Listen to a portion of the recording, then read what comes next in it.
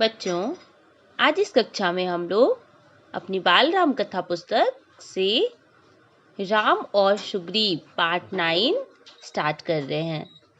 Last कक्षा में जैसे हम लोगों ने सीरियल वाइज चैप्टर पढ़ते गए थे, वैसे ही आज भी पढ़ना है। आप लोग बुक निकाल लीजिए और समझते जाइए अपनी चैप्टर को।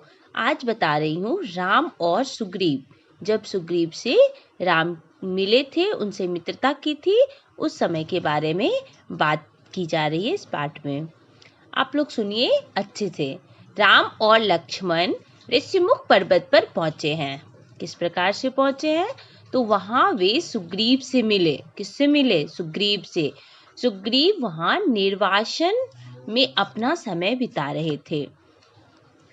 सुग्रीव जो था वह बाली का भाई था। किष्किंधा नरेश वहाँ के जो जगह का नाम था वह किष्किंधा नाम था। और वहाँ के राजा किसके राजा थे? तो वानर राज था। कौन सा राज? वानर राज। किष्किंधा के वानर राज के छोटे पुत्र थे सुग्रीव। ठीक है। बड़े पुत्र का नाम बाली था। बाली उनके बड़े भाई थे। वे पिता के ना रहने पर राजा बन गए थे।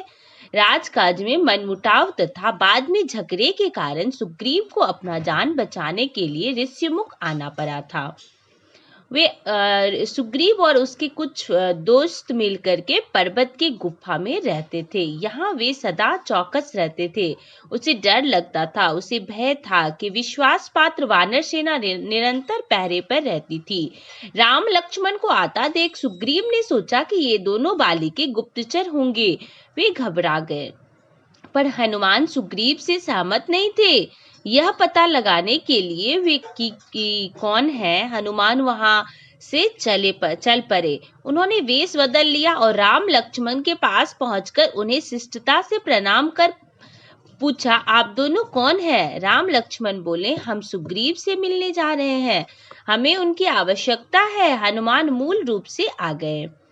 उन्होंने कहा, मैं हनुमान सुग्रीव का सेवक हूँ, उनका परिचय पाने के लिए यहाँ भेजा गया हूँ। हनुमान समझ गए कि सुग्रीव और राम की हालत एक जैसी है। हनुमान ने राम और लक्ष्मण को कंधे पर बिठाकर तत्काल ही ऋषिमुख के शिखर पर पहुंचा दिया। उन्होंने दोनों को सुग्रीव से मिलाया। कैसे बैठा करके? तो कंधे से। किस मार्ग से होकर के? तो उड़ते हुए। ठीक है, याद रखना है आप सबों को। कौन से पर्वत पे? ऋषिमुख पर्वत पे। कौन से शिखर पे? ऋषिमुख के शिखर पर पहुंचा दिया। किसको? राम और लक्ष्मण को, दोनों भाई को अपने कंधे पर बैठा करके। दोनों ने अग्नि को साक्षी मानकर मित्रता का वचन लिया। राम ने सुग्रीव को सीता हरण के बारे में बताया। सुग्रीव ने राम को गहनों की एक पोटली दिखाई। राम ने आभूषण तुरंत पहचान लिए। गहने देखकर वे शोक में डूब गए। सुग्रीव ने उन्हें सांत्वना देते हुए कहा, सीता आपको अवश्य मिल जाएगी, मैं हर प्रकार से आपकी सहायता करूंगा। राम के बाद सुग्रीव ने अपने व्यथा कथा सुनाई। बाली ने मुझे राज्य से देते हुए कहा, तुम्हें अपना राज्य भी मिलेगा और स्त्री भी। राम ने अपनी शक्ति का प्रदर्शन करते हुए साल के सातों विशाल वृक्ष को एक ही बाण से काट कर गिरा दिए। सुग्रीव को यकीन दिलाने के लिए उन्होंने अपने शक्ति का प्रदर्शन किया। यह देख सुग्रीव ने हाथ जोड़ लिए। योजना बनाकर राम लक्ष्मण और सुग्रीव किष्किंधा पहुंच गए। सुग्रीव और बाली में मल्ल युद्ध हुआ। युद्ध में बाली भारी पड़ रहा था। सुग्रीव किसी तरह से जान बचाकर वहां से भागा और सीधा ऋषिमुख पर्वत पर आकर रुका। सुग्रीव को राम पर क्रोध आ गया, क्योंकि राम ने समय पर बाण नहीं चलाया था। पर राम की कठिनाई दूसरी थी। दोनों भाई के चेहरे मिलते जुलते थे। बाली को राम पहचान ही नहीं पाए थे। बिना पहचाने बाण चलाने पर किसको लग जाता, इसमें कंफ्यूजन थी। वह सुग्रीव को भी लग रहा था कि उन्होंने समझा बुझाकर सुग्रीव को एक और युद्ध के लिए तैयार किए। किष्किंधा पहुंचकर उसने बाली को चुनौती दी। बाली पैर पटकता अंतःपुर से बाहर आ गया। वह क्रोध से उबल रहा था। वह एक घूंसे से सुग्रीव का काम तमाम कर देता। तभी राम का बाण बाली की छाती में लगा। वह वहीं ढेर हो गया। जल्दी से सुग्रीव का राज्याभिषेक कर दिया गया। बाली के पुत्र अंगद को युवराज का पद दिया गया। राम किष्किंधा से लौट आए। वर्षा ऋतु के कारण लंकारोहण कुछ समय के लिए स्थगित कर दिया गया था। वर्षा ऋतु बीत जाने पर राम सुग्रीव की वानर सेना की प्रतीक्षा करते रहे। सुग्रीव अपने वचन भूल गया था कि राम चिंतित थे। अब हनुमान के याद दिलाने पर सुग्रीव ने वानर सेना एकत्र करने का आदेश दिया, पर सुग्रीव की सेना नहीं पहुंची। राम सुग्रीव के इस व्यवहार से क्षुब्ध रह गए। राम को चिंतित देख लक्ष्मण किष्किंधा चले गए। उन्होंने वहां धनुष पर प्रत्यंचा चढ़ाई। उसकी टंकार से सुग्रीव कांप गया। धनुष की टंकार सुनते ही उसे राम को दिया वचन याद आया। सुग्रीव ने हनुमान को वानर सेना एकत्र करने के निर्देश दिए और स्वयं लक्ष्मण के पीछे पीछे निकल पड़ा।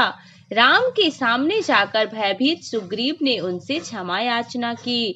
इसके बाद लंकारोहण की योजना बनी। वानरों को 4 टोलियों में बांटा गया। राम और सुग्रीव की जय जयकार करते हुए वानर अपनी निर्धारित दिशाओं की ओर चल पड़े। राम ने अपनी उंगली से अंगूठी उतारकर हनुमान को दे दिए। उन्होंने कहा, जब सीता से भेंट हो तो यह अंगूठी उन्हें दे देना। दक्षिण की ओर चलते चलते अंगद और हनुमान की अगुवाई में वानर टोली ऐसे प्रस्थान पर पहुंचे जिसके आगे विशाल समुद्र था। तभी जटायु के भाई संपाति ने उन्हें बताया कि सीता लंका में है। रावण उन्हें लेकर गया है। सीता तक पहुंचने का यही रास्ता है। सीता की सूचना मिलने से वानर दल प्रसन्न हुआ, पर फिर निराश भी हो गया। आगे समुद्र था, समुद्र को पार करना संभव नहीं था। वानर दल असमंजस में था। इसी बीच जामवंत की दृष्टि हनुमान पर पड़ी। जामवंत जानते थे कि हनुमान पवन पुत्र है, वे यह काम कर सकते हैं, पर उन्हें इनका अनुमान नहीं था। हनुमान की सोई हुई शक्ति को जगाते हुए जामवंत ने कहा, हनुमान, आपको जाना होगा, आप ही यह कार्य कर सकते हैं। हनुमान की सोई हुई शक्ति को याद भी दिलाए जामवंत जी ने, और हनुमान इस कार्य में सफल भी रहा। उसके बाद जामवंत ने हनुमान की शक्ति का याद दिलाया। अब हनुमान जी प्रस्थान करने के लिए तैयार हो गए हैं। किस दिशा की ओर? तो सबसे पहले हनुमान उठे और एक ही छलांग में महेंद्र पर्वत पर जा खड़े हुए। इस लाइन को याद रखना है। हनुमान उठे और एक ही छलांग में महेंद्र पर्वत पर जा खड़े हुए। हनुमान ने पर्वत पर झुककर उसे हाथ पैर से कसकर दबाया और छलांग लगा दी। अगले ही पल वे आकाश में थे। उनकी गति अधिक थी। छलांग के समय बड़े बड़े शिलाखंड आसमान में उड़ गए और जो पीछे छूट गए वे समुद्र में जा गिरे। महेंद्र पर्वत सुंदर था। यह वनस्पतियों और जीव जंतुओं से भरा था। हनुमान की छलांग के दबाव से पर्वत दरक गया। पशु पक्षी चित्कार करते हुए भागे। हनुमान इससे बेखबर था। वे वायु की गति से आगे बढ़ते गए। समुद्र में एक पर्वत था। कौन सा? मैनाक। समुद्र में भी एक पर्वत था, उसका नाम था मैनाक। वह समुद्र के जल से ऊपर उठा। हनुमान मैनाक पर्वत से टकराते हुए निकल गए। उनके रास्ते में कई बाधाएं आई। सुरसा नामक राक्षसी हनुमान को खा जाना चाहती थी। कौन सा? तो सुरसा नाम एक राक्षसी थी जो हनुमान को खा जाना चाहती थी। हनुमान उसे चकमा देकर आगे निकल गए। हनुमान ने सिंहिका को भी मार डाला और आगे बढ़े। अब लंका अधिक दूर नहीं था, वह दूर क्षितिज पर दिखाई पड़ने लगी। हनुमान समुद्र के किनारे उतर गए। वह अब लंका को और निकट से देख पा रहे थे। इतनी लंबी यात्रा के बाद हनुमान बिल्कुल भी नहीं थके थे। वे लंका नगरी को ठीक से देखने के लिए एक पहाड़ी पर चढ़ गए। राक्षस नगरी की सुंदरता देख वे चकित हो गए। दिन के समय में लंका में प्रवेश करना हनुमान को अच्छा नहीं लगा। शाम ढलने पर उन्होंने नगरी में प्रवेश किया। वृक्षों डालियों से कूदते फांदते वे नगर के मध्य में पहुंच गए। वही विराट राजमहल था। सीता वहां नहीं थी। वे रावण के कक्ष में भी गए, वहां भी सीता नहीं थी। एक एक करके उन्होंने राक्षसों के सारे घर छान मारे। अंतःपुर के बाहर हनुमान ने रावण का रथ देखा। वह रत्नों से सजा था। एक एक चीज हनुमान जी दिन में ही घूम करके देख लिए थे। अंतःपुर से लगी वाटिका में ऊंचे ऊंचे वृक्ष थे। यही अशोक वाटिका थी। वे दीवार लांघकर वहां पहुंचे। वहां भी उन्हें सीता दिखाई नहीं दी। उनमें निराशा घर करती थी कि पता नहीं वे एक वृक्ष पर चढ़कर बैठ गए, उसके पत्तों में छिप गए। वे वहां से सब कुछ देख सकते थे, पर उन्हें कोई नहीं देख सकता था।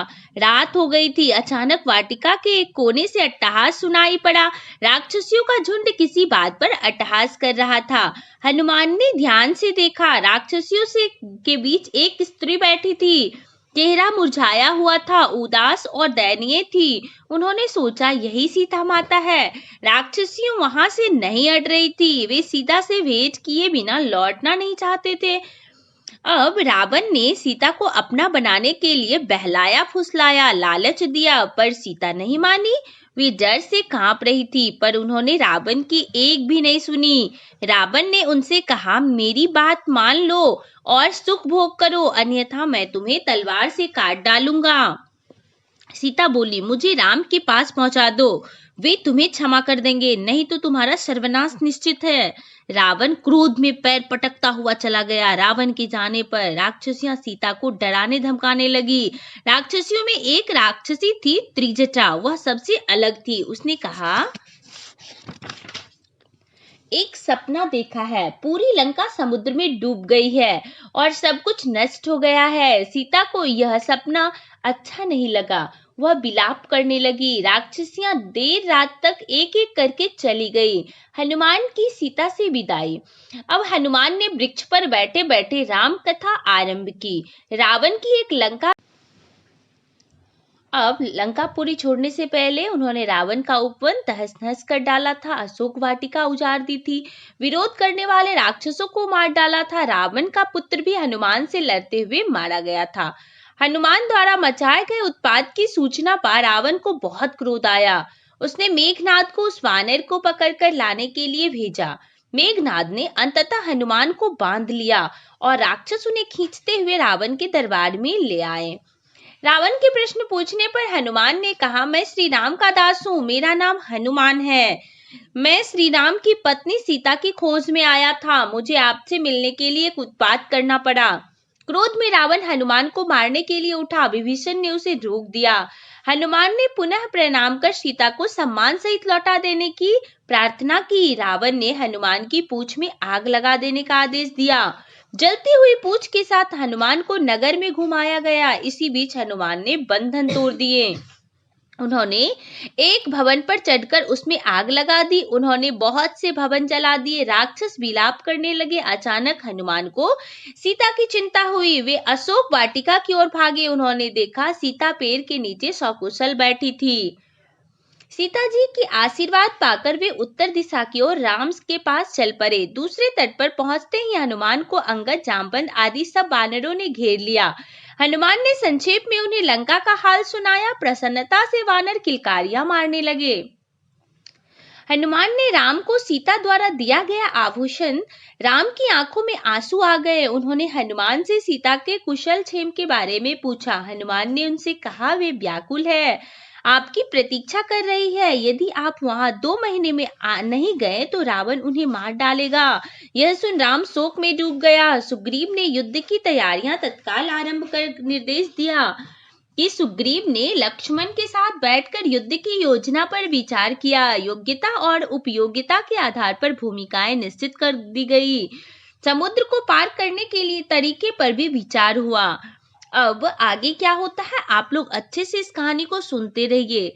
क्या होता है, हनुमान जी लंका से लौटते हैं। लौटने के बाद राम को उनके बारे में पूरी कथा की जानकारी देते हैं कि रावण भय कर रहा है, डरा रहे हैं सीता माता को। उसको लंका की रानी बनाने के लिए तत्पर प्रयास कर रहे हैं, लेकिन सीता माँ बिल्कुल भी नहीं मानती है। वह क्या करती है, वह बोलती है कि तुम मुझे लौटा दो, वरना तुम्हारी सर्वनाश निश्चित है, तुम जलकर भस्म हो जाओगे, यही निश्चित है और ऐसा ही होगा।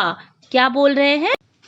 इसी प्रकार से हनुमान जी राम के पास फिर उत्तर दिशा की ओर आकर के वानर सेना के पास सारी कहानियां, सारे वृतांत लंका नगर के बताए कि लंका में उन्होंने कितना उत्पात मचाई, अशोक वाटिका को उजाड़ फेंके, अशोक वाटिका में जितने विशाल वृक्ष थे सभी वृक्षों को अपने हाथों से तोड़ तोड़ करके नीचे उखाड़। आगे अब हम लोग पढ़ने जा रहे हैं लंका विजय। लंका विजय मतलब लंका पर विजय पा लिया गया है इस पाठ में। अब लंका कूच की तैयारियां रात भर चलती रही। कूच मतलब होता है अब प्रारंभ करने की तैयारी, युद्ध करने की तैयारी। तो लंका कूच की अब तैयारियां क्या करने लगी, आगे बढ़ने लगी। कूच का अर्थ होता है आगे बढ़ना। किष्किंधा से दहाड़ती किलकारियां भरती हुई किष्किंधा की जितनी भी सेना थी, वानर सेना और भालू सेना रवाना हुई। राम लक्ष्मण और सुग्रीव की जयकार से आकाश गूंज उठा। दिन रात चलकर सेना ने महेंद्र पर्वत पर डेरा डाला। उधर लंका में खलबली मच गई। राक्षस बेचैन हो उठे, वे राम की शक्ति से डर रहे थे। नगर में हताशा थी। विभीषण ने भी सोचा कि हताश सेना युद्ध में जीत नहीं सकती, इसलिए वह रावण को सही स्थिति बताने के लिए गया। रावण ने विभीषण की बात अनसुनी कर दी, उन्हें अपने कक्ष से निकाल दिया। फिर भी विभीषण रावण को समझाने लगे, बोले सीता आपके गले में बंधा सांप है, आप सीता को लौटा दीजिए, लंका बच जाएगी। पर रावण क्रुद्ध हो उठा, बोला निकल जाओ मेरे भाई, तुम मेरे भाई नहीं हो, तुम शत्रु के शुभ चिंतक हो। विभीषण उसी रात अपने 4 सहायकों के साथ लंका से निकल गए। वे समुद्र पार राम के शिविर में पहुंचे। उन्हें सुग्रीव के सामने प्रस्तुत किया गया। विभीषण ने सुग्रीव से कहा कि मैं लंका के राजा रावण का छोटा भाई हूँ, मैं राम की शरण में आया हूँ, आप मुझे उनके पास पहुंचा दे। सुग्रीव को उनकी बात पर विश्वास नहीं हुई। उन्होंने सुग्रीव राम के पास गए और अब भी उनके मन में संदेह था। राम ने सारी बात सुनकर कहा, हमें शरण में आए व्यक्ति को कभी निराश नहीं करना चाहिए, विभीषण को आदर से अंदर लाइए। राम ने विभीषण का सत्कार किया। वे राम के विश्वास पात्र बन गए और विश्वास पात्र बनने के कारण उन्होंने लंका की बहुत सी जानकारी राम को दे दी। रावण और उसके योद्धाओं की शक्ति के बारे में बताया। राम की सेना के सामने समुद्र पार करने की बड़ी चुनौती थी। राम ने समुद्र से रास्ता देने की प्रार्थना की, पर समुद्र नहीं माना। राम को क्रोध आ गया। राम का क्रोध देख समुद्र ने उन्हें बताया कि उनकी सेना में नल नाम का वानर पुल बना सकता है। नल ने अगले ही दिन पुल का कार्य शुरू कर दिया। 5 दिन में पुल बनाकर तैयार हो गया। सबसे पहले विभीषण पुल से उस पार गए और फिर सारी वानर सेना। नल और नील 2 भाई थे वानर सेना में, उन्होंने ही पुल बना करके तैयार किए थे। दोनों सेनाएं समुद्र के एक ही ओर थी, उनका आमना सामना होना शेष था। राम ने अपनी सेना को 4 भागों में बांट दिया था। सूर्योदय होते ही राम ने लंका को चारों ओर से घेरने का आदेश दिया था। वानर सेना जयकार करती चल पड़ी। इस बीच राम ने अंगद को सुलह के अंतिम प्रयास के लिए रावण के पास भेजा। रावण राम का संदेश सुन क्रोधित हो उठा। कुछ राक्षसों ने अंगद पर आक्रमण भी किया, पर अंगद वहां से निकल भागा। राम का आदेश सुनते ही लंका पर चढ़ाई कर दी गई थी। रावण के आदेश पर उनकी सेना भी निकल पड़ी। भयानक युद्ध हुआ। हर ओर दहला देने वाला शोर था। दोनों ओर के कई वीर मारे गए थे। रावण के अनेक पराक्रमी राक्षस ढेर हो गए थे। शाम होने को भी थी। मेघनाद ने सेना का नेतृत्व संभाल लिया। वह छिपकर युद्ध करता था, वह किसी को दिखाई नहीं देता था। उसके वाहन से राम लक्ष्मण मूर्छित होकर गिर पड़े थे। दोनों का उपचार हुआ, उनकी मूर्छा टूटी। वानर दल में खुशी छा गई। अगले दिन फिर युद्ध शुरू हुआ। रावण की सेना के महाबली एक एक करके मारे जाने लगे थे। रावण घबरा गया। हड़बड़ाकर उसने स्वयं सेना की कमान संभाली थी। राम के बाणों से रावण का मुकुट धरती पर जा गिरा। वह लज्जित होकर लौट गया। उसने कुंभकर्ण को जगाया। उसे देखते ही वानर सेना में खलबली मच गई थी। राम लक्ष्मण ने बाणों की वर्षा कर उसे मार दिया। रावण निराश हो गया था। कुंभकर्ण के मरने से लंका अनाथ हो गई थी। मेघनाद ने रावण को सहारा दिया। वह बोला, मुझे युद्ध की अनुमति दे। मैं दोनों भाइयों को मारकर आपके चरणों में रख दूंगा। मेघनाद क्या किए? मेघनाद और लक्ष्मण का भीषण युद्ध हुआ। मेघनाद पराक्रमी था, उसने एक बार इंद्र को भी परास्त कर दिया था। मेघनाद चक्रवात की तरह आगे बढ़ता गया। लक्ष्मण ने उसे चुनौती दी। वह लक्ष्मण के बाण से घायल हो गया और महल की ओर भाग गया। लक्ष्मण महल की संरचना नहीं जानते थे। विभीषण ने लक्ष्मण को उसका गुप्त मार्ग दिखाया। लक्ष्मण ने महल में जाकर मेघनाद का काम तमाम कर दिया। उसे ज्येष्ठ पुत्र की मृत्यु से रावण एकदम टूट गया था। वह रोते रोते मूर्छित हो गया। उसकी हालत पागलों जैसे हो गई थी। लक्ष्मण के एक साथ वानर सेना भी महल में घुस गई थी। उसने लंका में जहां तहां आग लगा दी और अनेक राक्षसों को मार गिराया था। रावण के पास अब कोई चारा नहीं बचा था। विभीषण को राम की सेना में देख रावण उबल पड़ा था। उसने विभीषण पर निशाना लगाया, पर लक्ष्मण ने उसे बचा लिया। रावण का बाण लगते ही लक्ष्मण मूर्छित होकर गिर पड़े। यह देख राम को क्रोध आ गया। उन्होंने रावण को ललकारा, रावण, काल तुझे मेरे सामने ले आया है। आज अन्याय पर न्याय की विजय होगी। तेरा अंतिम निश्चित है आज। लक्ष्मण की चिकित्सा शुरू हो गई। संजीवनी बूटी के प्रयोग से लक्ष्मण के रक्त का रिसाव बंद हो गया और वे स्वस्थ हो गए। राम लक्ष्मण के स्वस्थ होने की सूचना पाते ही सिंह की भांति रावण पर टूट पड़े। दोनों में भयंकर युद्ध हुआ। रावण के बाण से राम के रथ की ध्वजा कटकर गिर पड़ी। राम ने प्रहार किया। वान रावण के मस्तक पर लगा। रक्त की धारा बह निकली तो वो महल में चल गया। युद्ध फिर शुरू हुआ। राम के बाणों ने रावण के रथ का मुंह तोड़ दिया। पराजय का संकेत था। रावण हिम्मत हारने लगा। राम का एक बाण रावण के पार निकल गया था। रावण के हाथ में धनुष छूट गया और वह पृथ्वी पर जा गिरा। लंका विजय का अभियान पूरा हुआ और राम की जय जयकार होने लगी। शास्त्रों की टंकार की जगह किलकारियों ने ले ली और सर्वत्र प्रसन्नता छा गई। रण क्षेत्र में विभीषण विलाप करता हुआ अपने भाई के मृत शरीर के पास खड़ा था। राम ने विभीषण को समझाया, मित्र, शोक मत करो। रावण महान योद्धा था। उसकी अंत्येष्टि महानता के अनुरूप होगी। राम ने एक एक वानर का आभार माना, सुग्रीव को गले लगाया, लक्ष्मण से विभीषण के राज्याभिषेक की तैयारी करने को कहा। सभासदों के सामने विभीषण का अभिषेक किया गया। वह लंका का राजा बन गया। हनुमान ने अशोक वाटिका में माता सीता को लंका विजय का समाचार सुनाया। राम के कहने पर सीता को अशोक वाटिका में लाने के राम का राज्य अभिषेक। अब पाठ 12 राम का राज्याभिषेक। अब देखो लंका पर किसका राज्य हुआ? विभीषण का।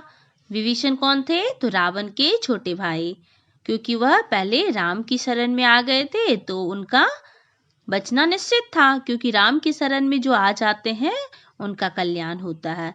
तो रावण के भाई में कोई नहीं बचा था। रावण में मतलब किसी का राक्षस जाति में कोई नहीं थे। सिर्फ और सिर्फ विभीषण बचे हुए थे लंका का राजपाट संभालने के लिए। अब विभीषण चाह रहे थे राजा बनने के बाद, अब तो राम के 14 वर्ष पूरा होने वाला था, तो विभीषण चाहते थे कि राम कुछ दिन लंका में रुक जाएं। इससे उन्हें राम का सानिध्य भी मिल जाएगा और रीति नीति सीखने का अवसर भी मिल जाएगा। लेकिन वनवास के 14 वर्ष पूरे हो गए थे, इसलिए राम तत्काल ही अयोध्या लौटना चाहते थे। भरत उनकी प्रतीक्षा में था। यदि राम के वहां पहुंचने में विलंब हुआ तो भरत प्राण दे देंगे। सुग्रीव ने राम के राज्याभिषेक में उपस्थित रहने की इच्छा प्रकट की। इसे राम ने स्वीकार कर लिया। राम ने विभीषण के साथ साथ हनुमान को भी अयोध्या आमंत्रित किया।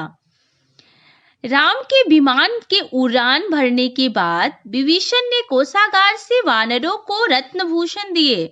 विमान की लंका से अयोध्या जाते हुए पहले रणभूमि पड़ी।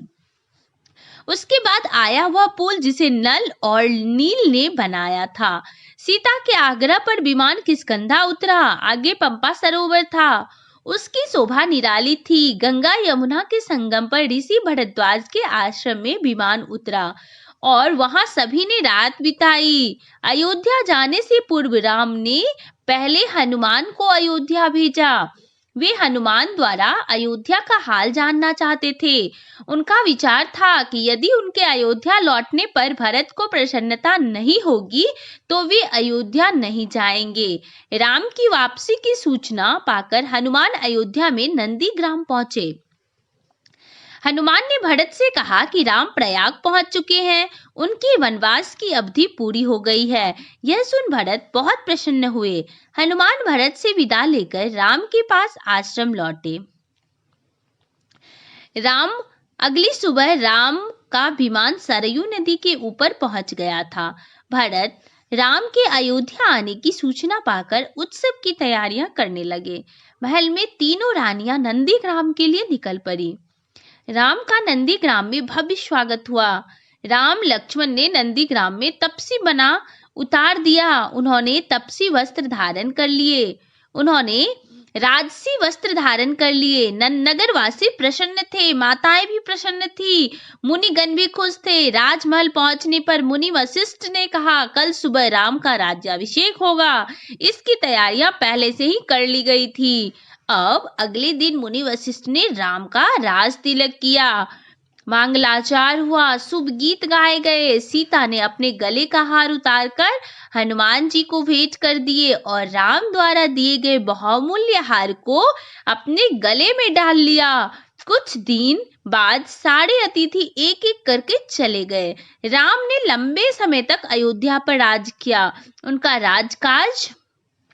राज्य राम राज्य से प्रसिद्ध था। सभी खुशहाल और प्रसन्न थे क्योंकि वहां पे राम राज चलता था। सभी लोग वहां प्रसन्न थे। सबका वहां पे काम अच्छे से होता था। प्रजाजन भी बहुत ही खुश थे। इसलिए उन राज्य का नाम ही राम राज्य रखा गया था। और क्या हुआ? फाइनली राम का राज्याभिषेक हुआ। लेकिन कितने समय के पश्चात? तो राम का राज्याभिषेक हुआ 14 वर्ष बीत जाने के बाद, क्योंकि राम यही चाहते थे कि जब तक मैं अपने पिता के वचन को पूर्ण ना कर लूं तब तक अयोध्या नगर वापस नहीं आऊंगा। ऐसा ही हुआ। लेकिन वन में भी जाने के पश्चात राम ने कईयों का उद्धार किया। जितने राक्षसगण मारे गए शायद उन्हें वही लिखा हुआ था कि जब राम वन को जाएंगे तो उस समय उनका अंत होना निश्चित था, क्योंकि शुरुआत से ही राम कितने का तो उद्धार ही किए, करते चले गए, आगे बढ़ते चले गए। कितने लोग मिले थे? जटायु मिले थे।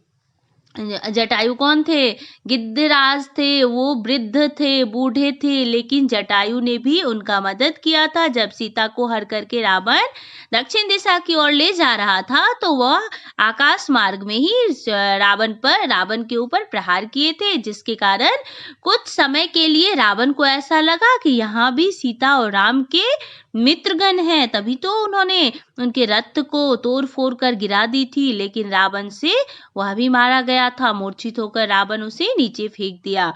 उसका भी उद्धार किसने किया? राम लक्ष्मण के हाथों हुई। उसके बाद क्या हुआ? सबरी से मिले।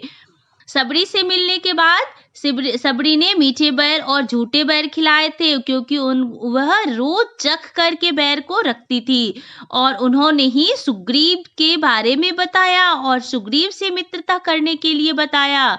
सबरी कौन थी? तो सबरी मतंग ऋषि की शिष्या थी और सबरी ने ही क्या बताया? सुग्रीव से मित्रता करने के बारे में सबरी ही बताई थी। और जब राम और लक्ष्मण सुग्रीव से मिलने के लिए पहुंचे थे तो वहां पे सुग्रीव किष्किंधा नरेश के छोटे भाई थे। बाली उनके बड़े भाई का नाम था। और किष्किंधा पे राज कौन करते थे? तो ये बाली करते थे। और बाली ने अपने भाई को राज से निकाल दिया था, निष्कासित था वो राज से निकाल करके। अपने पे वह सुग्रीव और उसके कुछ मित्र जैसे जामवंत, हनुमान और भी 7 लोग मिलकर के वह एक गुफा में रहते थे। उस गुफे में ही रहते थे। जब राम और लक्ष्मण पहुंचे तो हनुमान जी को लाने के लिए वह भेजा था।